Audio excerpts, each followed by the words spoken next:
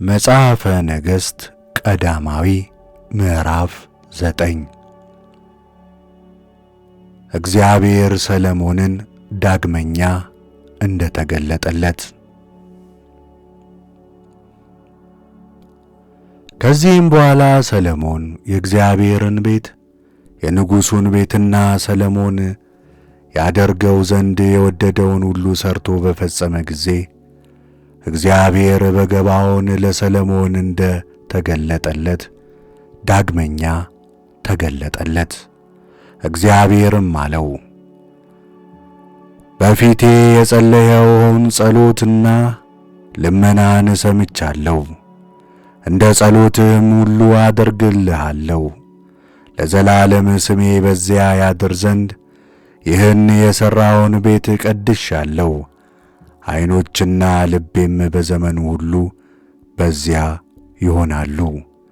ዳዊትም አባትህ በጽድቅ በንጹሕ ልብና በቅንነት እንደሄደ አንተ ደግሞ በፊቴ ብትሄድ ያዘዝሁንም ሁሉ ብታደርግ ሥርዓቴንም ሕጌንም ብትጠብቅ እኔ በእስራኤል ላይ የሚገዛ ሰውን ካንተ አላጠፋም ብዬ ለአባትህ ለዳዊት እንደ ተናገርሁ የመንግሥትህን ዙፋን በእስራኤል ላይ ለዘላለም አጸናለሁ። ነገር ግን እናንተና ልጆቻችሁ እኔን ትታችሁ ወደ ኋላ ብትመለሱ ለሙሴ በፊታችሁ የሰጠሁትን ትእዛዜን ሥርዓቴን ባትጠብቁ ሄዳችሁም ሌሎችን አማልክት ብታመልኩ ብትሰግዱላቸውም እስራኤልን ከሰጠኋቸው ምድር አጠፋቸዋለሁ። ለስሜም የቀደስኩትን ይህን ቤት ከፊቴ እጥለዋለሁ። እስራኤልም በአሕዛብ ሁሉ መካከል ለጥፋትና ለተረት ይሆናሉ። ከፍ ከፍ ብሎ የነበረውም ይህ ቤት ባድማ ይሆናል። ከዚያም የሚያልፍ ሁሉ እያፏጨ እግዚአብሔር በዚህ ሀገርና በዚህ ቤት ስለምን እንዲህ አደረገ ብሎ ይደነቃል።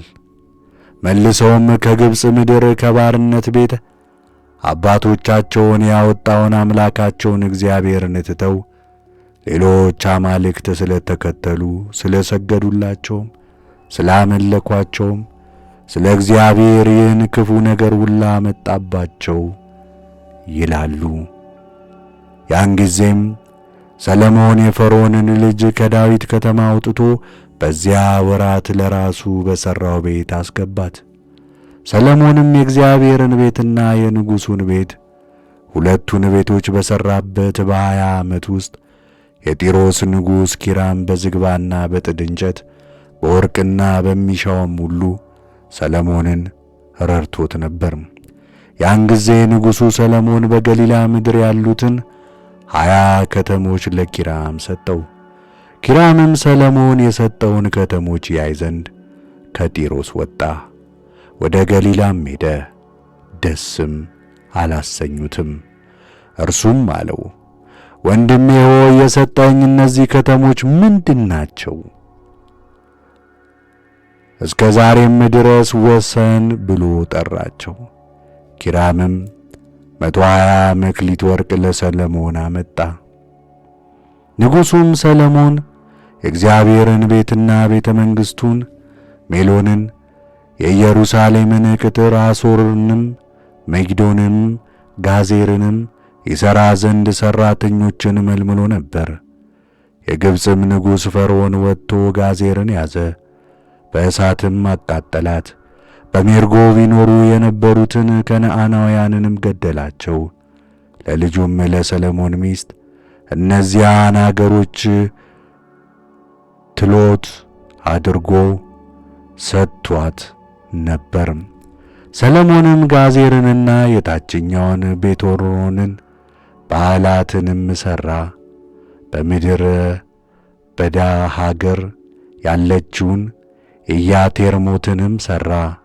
ለሰሎሞንም የነበሩት የዕቃ ቤቶች ከተሞች ሁሉ የሰረገላውንም ከተሞች የፈረሰኞችንም ከተሞች በኢየሩሳሌምም በሊባኖስም በመንግሥቱም ምድር ሁሉ ሰሎሞን ይሠራ ዘንድ የወደደውን ሁሉ ሠራ።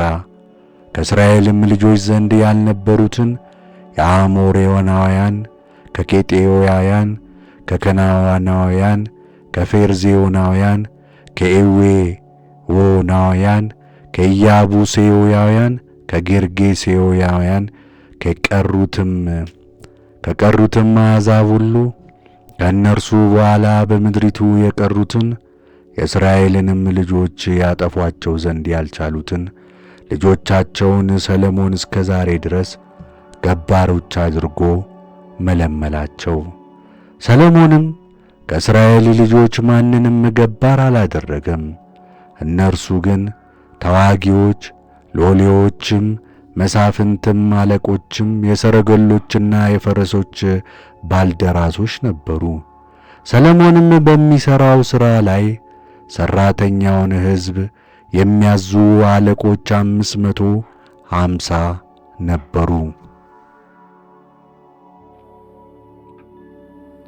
የፈርዖንንም ልጅ ከዳዊት ከተማ ሰሎሞን ወደ ሠራላት ወደ ቤቷ አመጣት። በዚያ ጊዜም ሚሎንን ሠራት። ሰሎሞንም በየዓመቱ 3 ጊዜ የሚቃጠለውንና የሰላሙን መሥዋዕት ለእግዚአብሔር በሠራው መሠዊያ ላይ ያሳርግ ነበር። በእግዚአብሔርም ፊት ባለው መሠዊያ ላይ ዕጣን ያሳርግ ነበር። ቤቱንም ጨረሰ። በንጉሡም ሰሎሞን በኤዶምያስ ምድር በኤርትራ ባሕር ዳር በኤላት አጠገብ ባለች በጋሴዮን ጋቤር መርከቦችን ሠራ። ኪራምም በእነዚያ መርከቦች ከሰሎሞን አገልጋዮች ጋር ባሕሩን መቅዘፍ የሚያውቁ መርከበኞች አገልጋዮቹን ላከ። ወደ አፌርም ደረሱ። ከዚያም 420 መክሊት ወርቅ ወሰዱ። ወደ ንጉሥ ወደ ሰሎሞን ይዘው አገቡ።